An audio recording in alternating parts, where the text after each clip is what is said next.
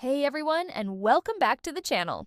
If you're new here, I'm so glad you stopped by. Today, we're tackling a topic that can literally change your life: budgeting. I know. The word budget can sound scary, restrictive, or just plain boring. But what if I told you that a budget isn't about limiting your fun? It's about giving yourself permission to spend on what truly matters to you.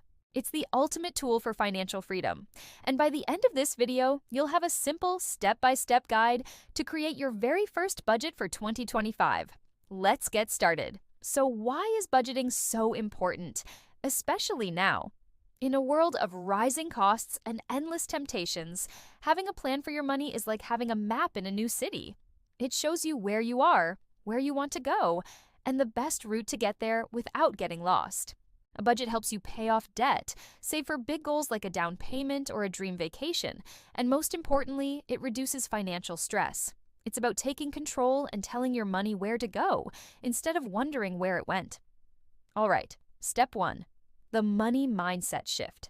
Before we even look at a single number, we need to get our heads in the right space. Forget everything you've heard about budgeting being a punishment. Think of it as a plan for your dreams. Grab a notebook and write down your top 3 financial goals for 2025.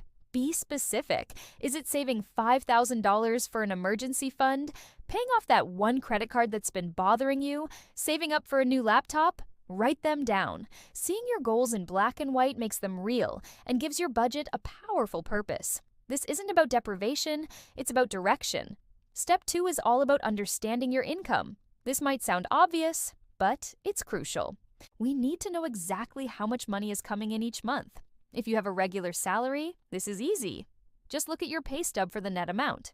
That's your take-home pay after taxes and other deductions. If you're a freelancer, have a side hustle, or your income varies, don't worry. Look at your bank statements for the last 3 to 6 months and calculate your average monthly income. This average will be our starting point. Write this number down at the top of your page. This is the total amount you have to work with each month. Now for step 3, and this is where the magic happens: tracking your spending. To create a realistic budget, you need to know where your money is currently going. For the next 30 days, I want you to track every single purchase. Yes, every coffee, every subscription, every late-night snack delivery. You can use a simple notebook, a spreadsheet, or a budgeting app like Mint, YNAB, or a free one from your bank. The goal here is not to judge yourself, but to gather data. You might be shocked to see how much those small, seemingly insignificant purchases add up over a month. This step is the most eye-opening part of the process for most people. Once you have a full month of data, it's time for step 4, categorize and analyze. Take all that spending data and group it into categories. Common ones include housing, rent, mortgage, utilities, electricity, water, internet, transportation, gas, public transit, groceries, eating out, subscriptions, personal care, debt payments, and entertainment. Add up the total for each category. Now, sit back and look at the numbers. Does your spending align with your values and the goals you wrote down in step 1? Are you spending more on takeout than you are saving for that vacation? This is the moment of truth that empowers you to make changes. Welcome to step 5, building your budget. Now that you know your income and where your money goes, you can create a forward-looking plan. One of the most popular and beginner-friendly methods is the 50-30-20 rule. It's simple. 50% of your take-home pay goes to needs, 30% goes to wants, and 20% goes to savings and debt repayment. Needs are your essentials: housing, utilities, groceries, transportation.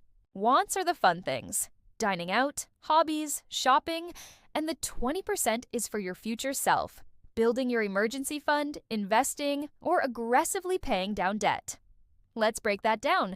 Calculate 50%, 30%, and 20% of your monthly take-home pay.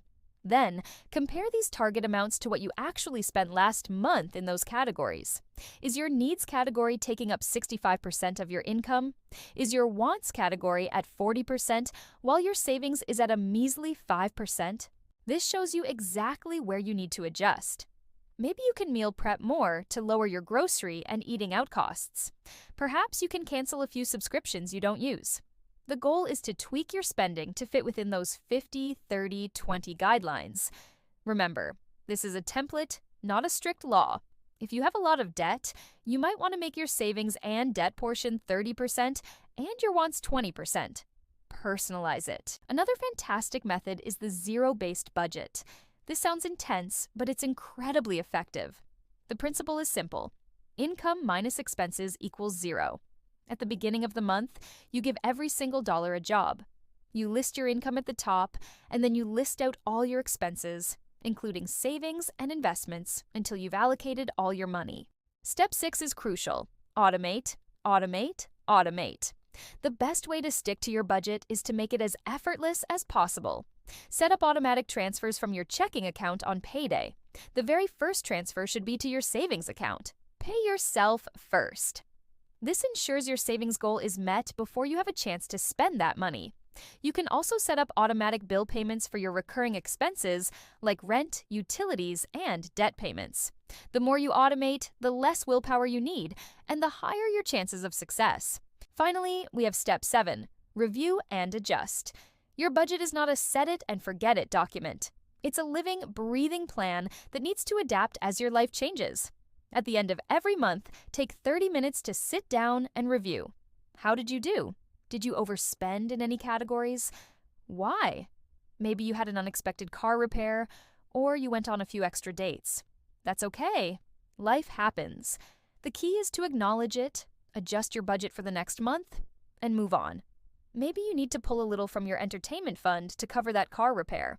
Regular check-ins keep you on track and prevent small slip-ups from derailing your entire plan.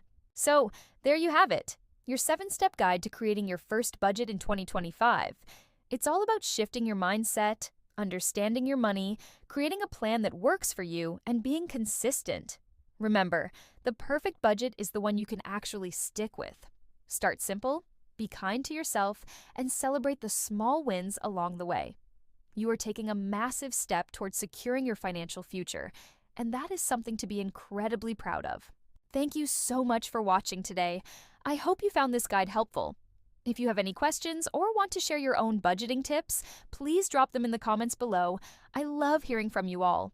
If you enjoyed this video, don't forget to give it a thumbs up, and make sure you subscribe and hit that notification bell so you don't miss our future videos on building wealth and living your best financial life.